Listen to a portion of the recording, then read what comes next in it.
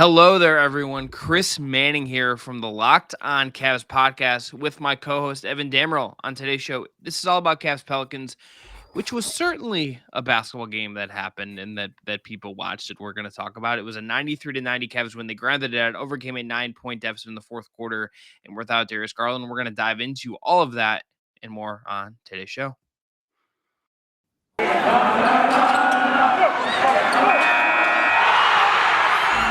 You are Locked On Cavs, your daily Cleveland Cavaliers podcast. Part of the Locked On Podcast Network, your team every day.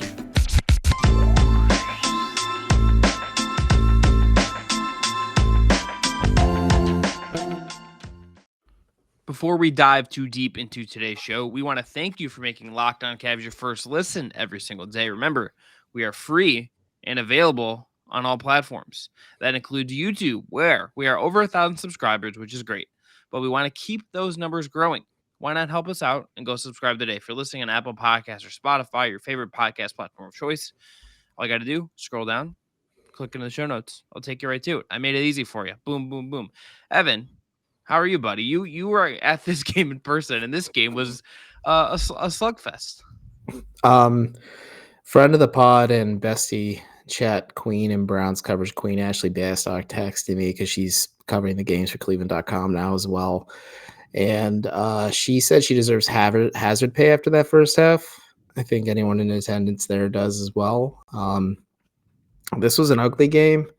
JB Bickerstaff said this Cavs team is designed to win ugly, and they don't need to be pretty all the time. Before we get started, though, shouts to Kevin Love, who apparently stopped traffic in Independence the other day to save a dog that was hurt on the side of the road. And, that's just really cool. And just two thumbs up. He's my MVP off the court. Just so I can have it for the graphic. Can you do that thumbs up again for me?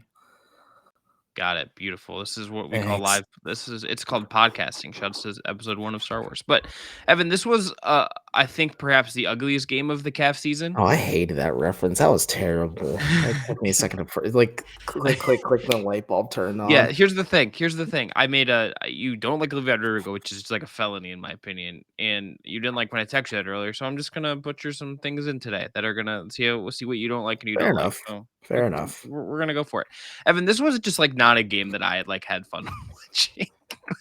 like that doesn't matter. No. Like for them, they got to win. Like they didn't have Darius Garland, who came into the game questionable, but had continues to deal with some lower back issues.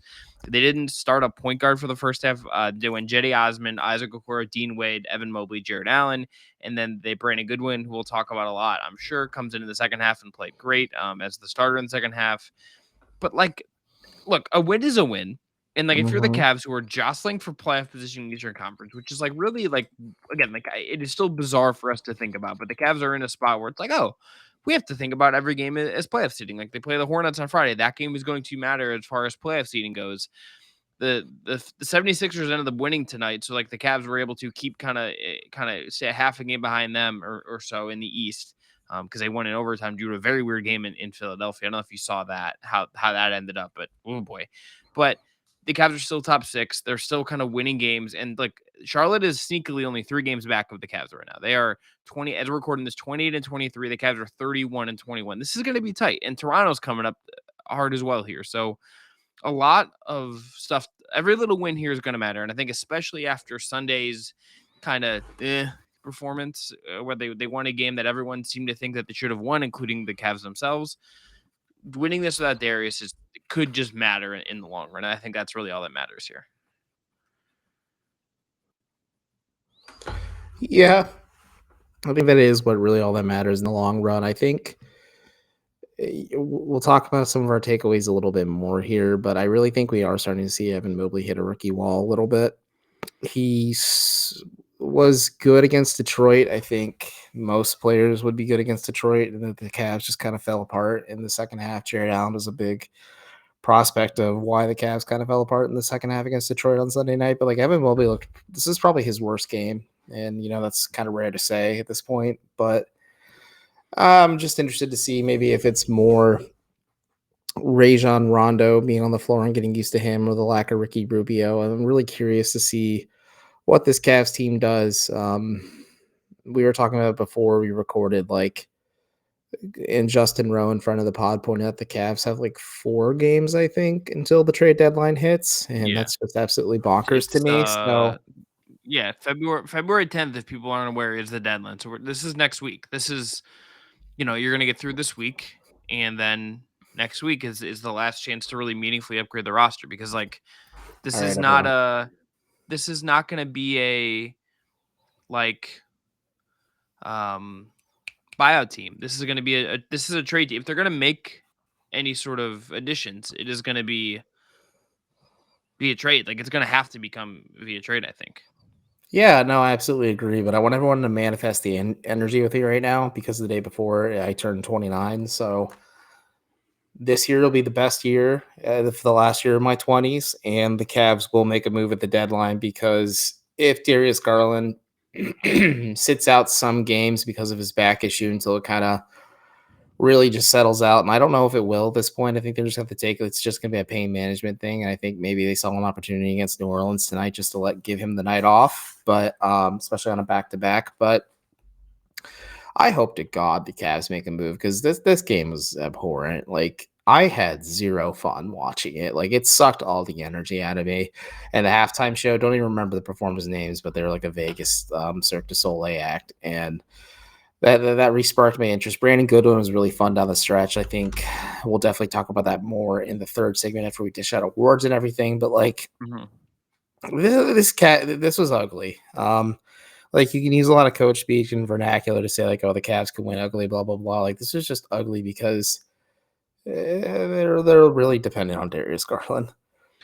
This team is so dependent on Darius Garland to function. Like it is crazy. And like honestly, I Goodwin might be more useful than Rondo to some degree. Bro, I feel my soul leaving my body when I see Rajon Rondo spotting up from 3 and then trying to take it with confidence. Yeah, It's like good. the antithesis. Like the fact that the Cavs are really trying to ask Rondo to play, they need to adjust the offense. They really do. And maybe like it's hard to do that in the midst of the season, but like you can't ask Rajon Rondo to step in and say and tell him, "Hey, I need you to play a similar role to Ricky Rubio, where he kind of plays free and within the not within the offense. Sometimes he facilitates and takes his own just like heat check shots." Because Jetty Osman tried to do that too tonight, and that wasn't good either. Like, yeah, Jetty was a Turkish good. team Jetty is Turkish national team Jetty exists in Olympic cycles for a reason. Just like Is Olympic Rubio exists in Olympic the cycles for a well, like reason. the last shot that Jetty took was I think like a really good encapsulation of like why this is a problem and like why you get a game like this because like he just kind of like number one I think one of the worst things that every team does is like waste time in those possessions. Like it is so you're just like loading up and loading up and loading up and then you just like you go and you throw up like a shot. Jetty just like threw up like a bad floater and it's like that was bad offensive process. That was bad just kind of asking him to do too much. He's not Kevin Durant. Like you can't ask him to do that. It's too much of ask of Darius Obvi. in my opinion. Right.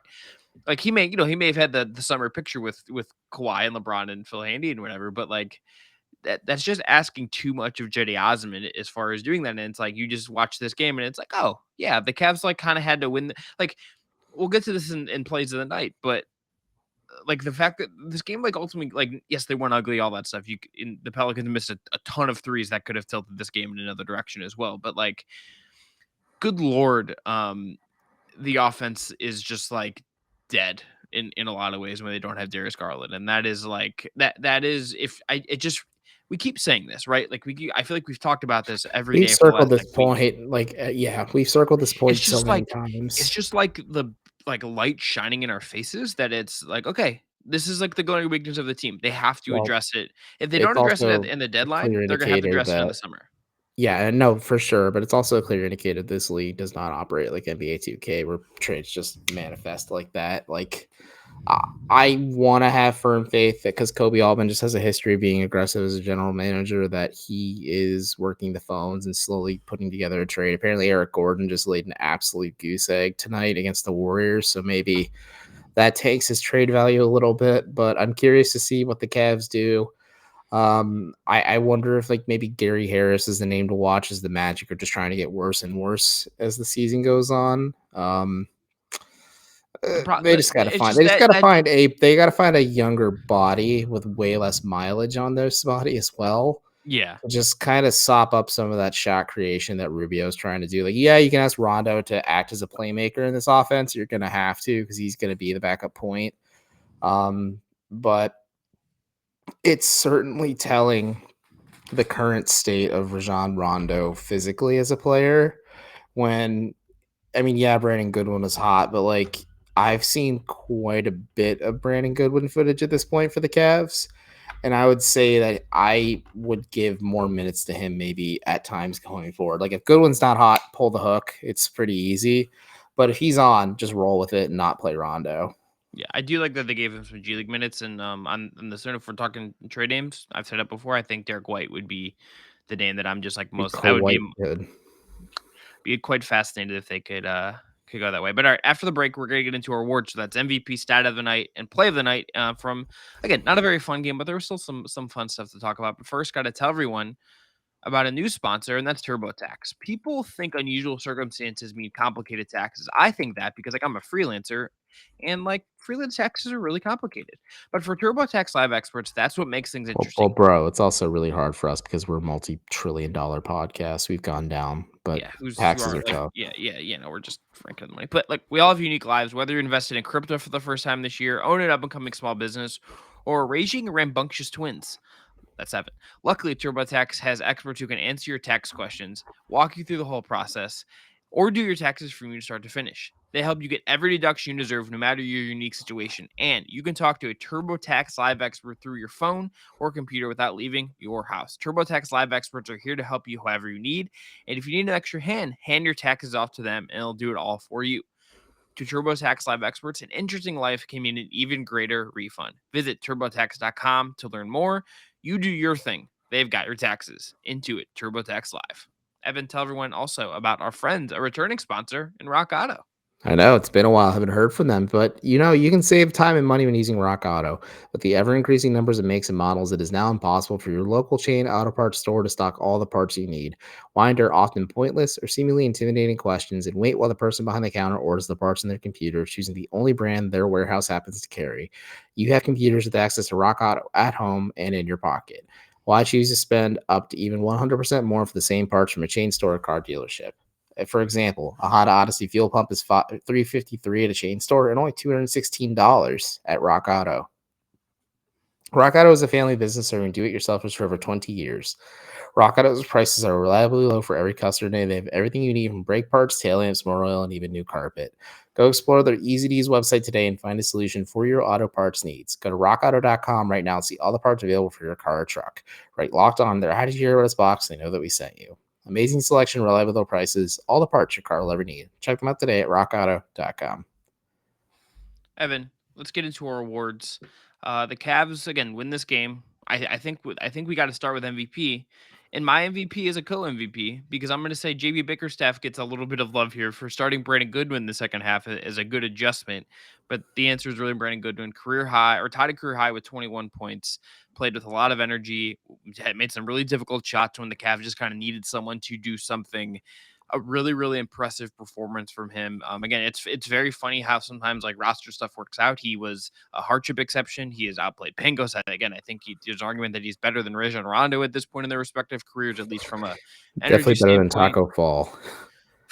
He's made a Salute to more meaningful impact than Taco Fall ever did on that two-way deal. salute to the jersey sales for Taco Fall, I guess. But like Brandon Goodwin, Hey switch numbers man, on you. that's no joke. The Charge auction off their jerseys and Taco Oh, Fall I saw jerseys the approach I was tracking. Yeah, $500-$600. I was tracking the Kid Cudi jersey stuff because I was just a little curious, and the Taco one sold for more than everyone else. But look, good in stat line: 27 minutes, 8 of 11 from the field, 3 of 4 from three, which is the key thing there. Only other Cavs to make more than 2 3-pointers was Kevin Love, who was 3 of 8, 2 of 2 from the line, had 1 assist, did have 3 turnovers, so really a scoring bump from Goodwin here, but they needed it, and like in the scheme of the season, this is going to be like probably Goodwin's biggest contribution. So kudos to him. Yeah, you make a compelling argument. I'm gonna name myself as MVP for sitting through that game, but no, it's Brandon Goodwin. Like this is a feel good story. This is a guy who's really grinded to get to this point. And maybe kind of like Lamar Stevens, he might be carving himself out like a consistent role in this Cavs team going forward. Maybe when they're a little more healthy, when you get Garland back and you get Marketing back, maybe JB finds a way to get minutes for Brandon Goodwin in the rotation. Let's see. Let's see how he looks against Houston, obviously, if he Yeah. plays. But I liked his demeanor when they asked him, like, kind of what his were. Chris Fedor tried to ask him if he was concerned about not getting minutes in Cleveland, and Goodwin's like, no, my job here is just to be ready. Like, I like that disposition and mentality. So as long as he stays ready and stays loose, that's great. But we'll see how he looks against Houston if he plays. Yeah, we'll see how he again thing how he kind of moves going forward binging. All right, Evan, let's go to play of the night. So look, I just got to shout out the last two defensive possessions of the game. This is to me where the Cavs ultimately sealed this win. These were just defensive possessions where the Cavs just kind of were playing really good team defense and hounded New Orleans in a really key way. So first one, they're up 92-90. Devontae Graham tries to drive to the rim. They'd given him some easy floaters earlier in this game, and they hounded him there. Creates a loose ball situation. Lamar Stevens gets the rebound. He makes the free throw, gives the Cavs a little bit of an edge. Then next possession, Jared Allen is defending Jonas Valanciunas after an inbounds. He didn't always do. Valanciunas had kind of like an annoying game if you're kind of looking at how they defended him. His strength was a problem for the Cavs at times, but Allen kind of kept his arms up, used his length, made him throw up a forced shot. And they get a rebound, they win the game, and Cavs just kind of like buckled down on defense. They had a like sandwich in between. Was like, Evan, what's your least favorite Oreo like filling? Do you have like an Oreo filling you're not a fan of? Like, because that's what the Jetty Osmond offensive Actually, I possession in do between. Is have it like one I banana? dislike. No, there's this one like chocolate with like marshmallows inside it, and I thought it was gonna be good in theory. And then I tried it, and the marshmallows are like hardened, like gummy, like a Swedish Okay, that fish sounds terrible. almost. Yeah, that sounds terrible. So that it was an unpleasant, like even dunking it in milk and like even letting it soak up as much milk as possible did not make the marshmallows even more palatable. I actually had to really think about that because I had an answer. Yeah, that sounds terrible. But like the Jetty Osmond possession in between these two defensive possessions was like the anti-play of the night, and it was that Oreo filling. That's my bad analogy of the night. Everyone, what's your play of the night? My play of the night was when the final buzzer sounded. But in all seriousness, um, Jetty was pretty sharp as a playmaker tonight, and he had a career high 12 assists, only one turnover as well, which is noteworthy. But like, we didn't even give a shout out to Isaac Okoro, like one of his most efficient scoring nights, period. Buddy, we'll get to you know me. We'll get to him. We'll get to him. I'm just getting you ready. That's all.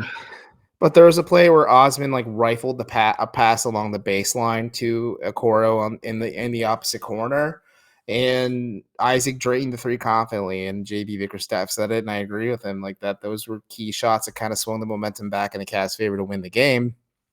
And again, we talked about this on Monday's episode. It's refreshing to see Isaac kind of look more confident and comfortable from three, and these are shots that kind of should make him feel more confident and comfortable from the perimeter.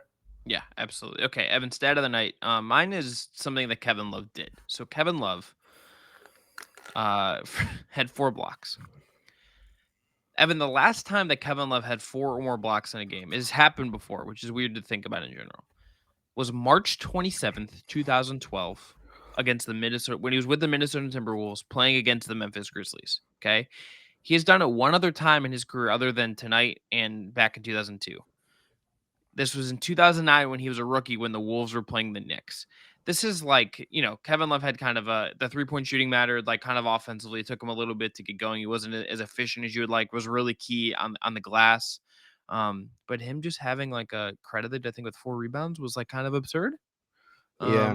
So the ESPN box set only has him at 2. So like I gotta double check the teams one to make sure that I'm not like hallucinating because I know they said this on the broadcast. But yeah, Kevin Um, Love, salute. the Hoops OMG site that the Cavs PR team set up only has him for 2 blocks of the night as Well, well. you know So what? So that's crazy that Kevin Love wanted 4 blocks in a game. So like, you know what? I know, and That's still especially my because stat. JB Bickerstaff said he doesn't have the athleticism or John. verticality to really get up there. Okay, maybe I hallucinated John Michael saying he was credited with 4 blocks, but if I did, this is Oh still no, gave me. friend of the pod, Alona, Yeah. said that he So also had a career high 4 blocks, and she so you knows know what? everything Kevin Love at all Yeah, times. that's true. Some little thirsty issue there, but look, Kevin Love. probably should have got credit for 4 blocks just so my stat of the night can go through, if I'm being honest. But Evan, what's your stat of the night? That's why. So your stat of the night can go through. Yeah, But my stat of the night. your vibe is just I'm gonna carry your vibe into my vibe. So we're gonna create some synergy here. Okay. Well, my stat of the night is the fact that Cavs got worked on the boards 51-37. Whew. And that's part of the reason why the Pelicans were leading for most of this game, I think, is just Cleveland got exposed on the interior again. And 2 games in a row, but at least this time they were able to eke out a win.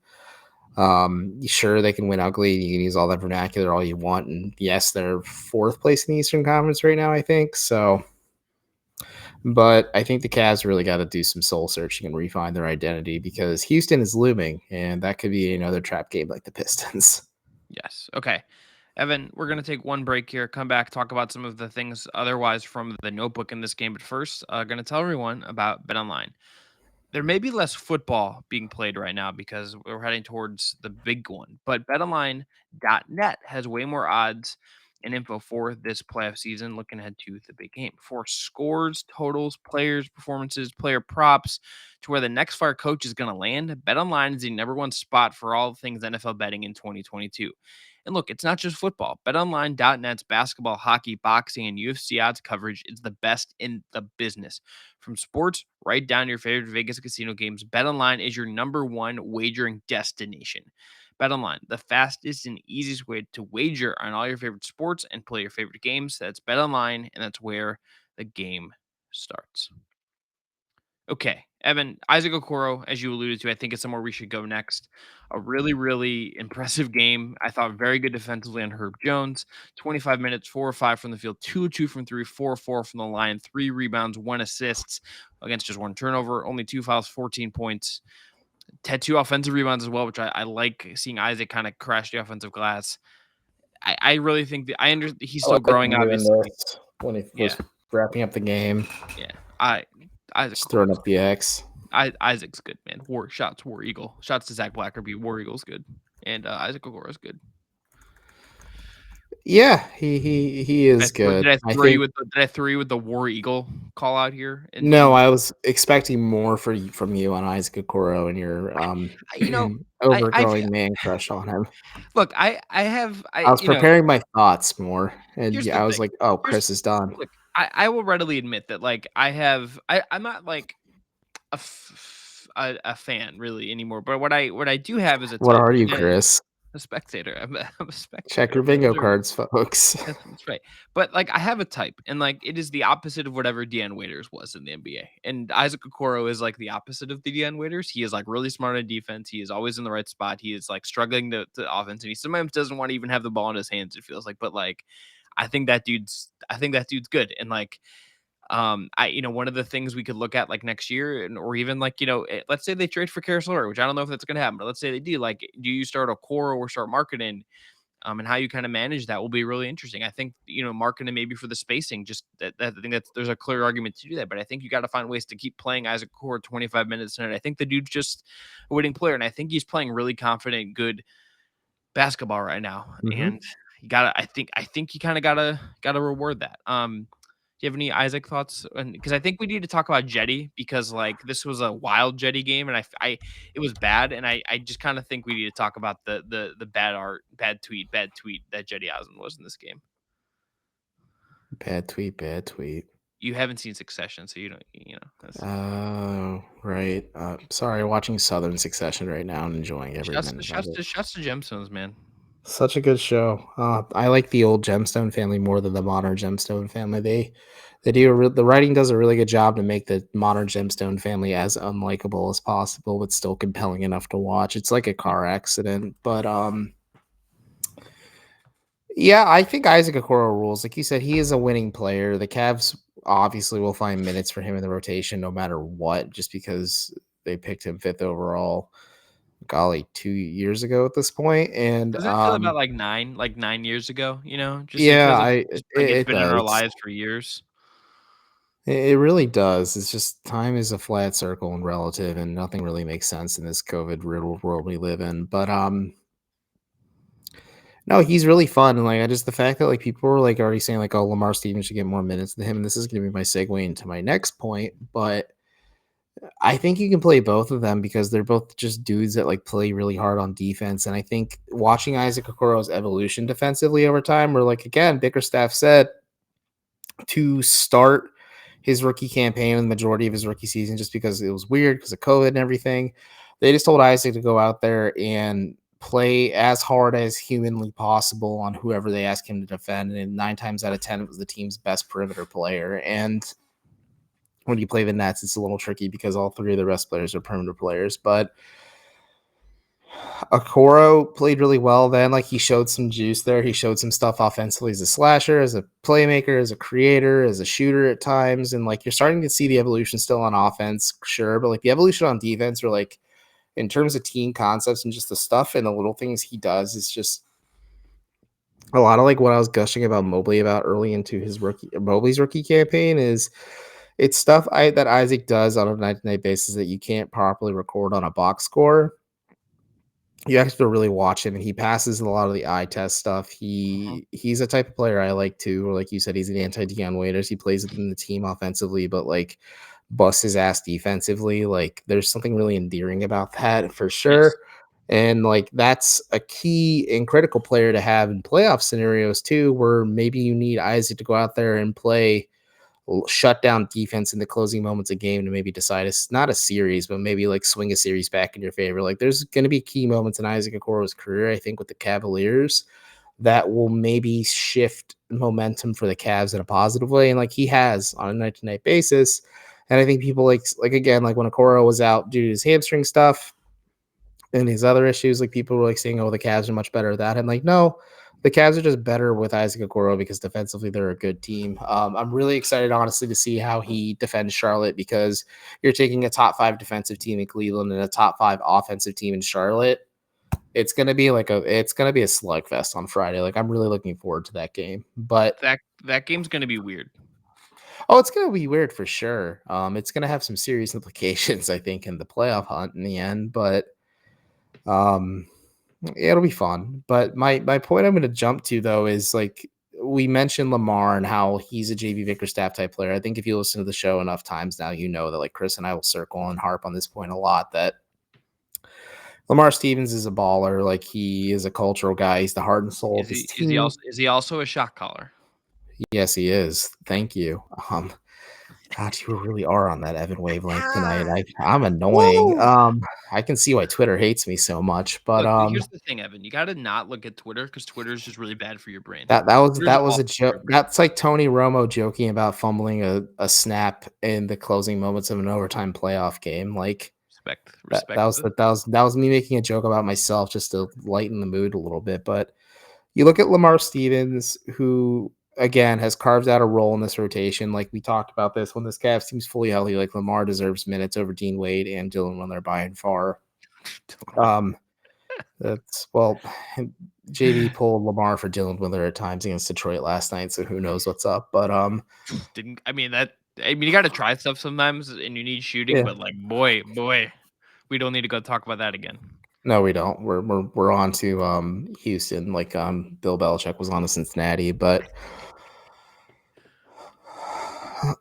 like you look at Brandon Goodwin's game tonight against New Orleans, and I think this is just a really paramount thing. Like, no, I'm not saying the Cavs are the Miami Heat when in terms of like scouting undrafted talent or maybe talent that's in the G League that needs to be unearthed and like you put in your ecosystem and incubate and have him just this player become like a not a key piece, but like a reliable depth option. So like when you need to turn to this player, you're gonna get something good from them. Like you're not gonna get just absolute garbo. So I think it's just you look at Lamar Stevens, you look at Brandon Goodwin tonight. Again, let's see how he looks against Houston if he plays. Let's see how he looks against Charlotte if he plays. Let's see how he looks against Indiana. Just wrap up the Cavs week schedule and see how he plays. But there's moments where I've watched Brandon Goodwin play where like he's got some juice to his game. Like I called him like a diet Colin Sexton because like there's certain things like Goodwin does just as a bucket getter and in terms of just like being like a secondary ball handler that plays well. Like yeah, the turnover that he had against Memphis was less than ideal in that game a while ago, where it was when Ja just went absolutely bonkers. But you look at Brandon Goodwin, you look at Lamar Stevens, and it's really key for teams to like properly utilize the G League and maybe like credit where credit's due, like Kobe Altman and his staff, like I think they're really good at like unearthing. Dean Wade's a good example of this. Dean Wade didn't have a good game against the Pelicans tonight. He was good against Detroit. He was good at the games when he started from market, and like unearthing this undrafted talent who may not play consistently, but like you can turn to them and get consistent results is a really good thing to have on this Cavs team. And I think like shouts to the Charge for developing some of these guys, especially Dean Wade. And I think just shouts to Cleveland's front office for kind of just figuring out the system a little bit and maybe realizing like, hey, there's a lot of talent here. Let's utilize it. Yeah, we'll have to continue doing it going forward. Evan, last thing here. Okay. Jetty Osman. I just want to run through the stat line because he started at point guard and then he kind of shifted more to his normal role on the wing. Bro, I For the like second half. kiss of death him when I said like, oh, this is a good Chetty Osman game, and then it all just went. Yeah, team high 38 minutes.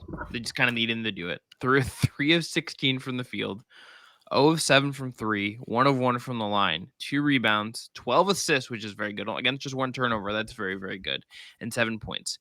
This was just like a very bonkers Jetty Osman game. This is like the opposite. Hold on, I got my reaction. You keep talking. This is the opposite of the Jetty games that we've seen for the most part. This is Jetty having to do a ton of stuff. This is Jetty having to do more of what you see him maybe do in international basketball.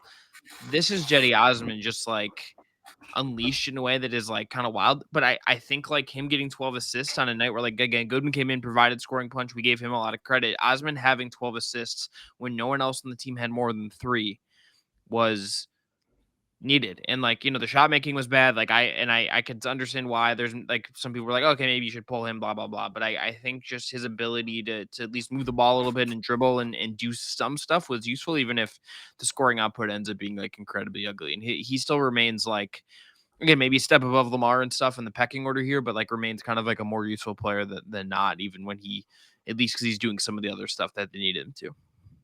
Just to quote Chris Manning from the other day, where he doesn't smoke cigarettes, but I said I needed this. This is my reaction to Jetty. There's not much. Didn't let it charge, but either way, like, yeah, I needed something watching Jetty Osman shoot. But I agree. I think it was just a necessary thing. I think JB Bickerstaff hit the nail on the head by saying like Rondo just isn't physically equipped to play the minutes like Jetty played tonight. Obviously. And you went out there and he was able to just give you serviceable minutes at the point. You kind of wash things and just see how things go. You just kind of really hope Darius Garland's back on Wednesday. That's all you really need. Did I break your brain, Chris? You broke my brain, brother. That was wild. Okay, Evan, any final thoughts? I know I'm going to say no. I'm going to say no for me as well. We're done here. A very busy Cavs Monday. They're back on Wednesday in Houston. Yeah, don't do that. I don't even know if it's going to make it through YouTube. This is wild stuff. But look, Cavs are back on Wednesday, 8 p.m. tip-off in Houston. We'll talk about some more stuff ahead of that one on Wednesday. We're working on getting front of the program Martin Rickman through to come talk about his big Darius Garland feature. He's very excited to have him on. He's doing the podcast rounds, but he's going to come to us because that's my guy. Only one podcast. One of the hosts at least. Martin Rickman texted us at random at like 1:00 in the morning, just that we rock. Like Martin. Yeah, I also booked him for a 92.3 hit this week. So you know what, he owes me. But look, if you want a great second listen today, check out Locked On Bets, your daily one-stop shop for your gambling needs. That's Locked On Bets, hosted by your boy Q with expert analysis and insight from Lee Sterling. It's free and available on all platforms. Again, we'll be back Wednesday ahead of Cavs Rockets. Until then, I'm Chris. He's Evan.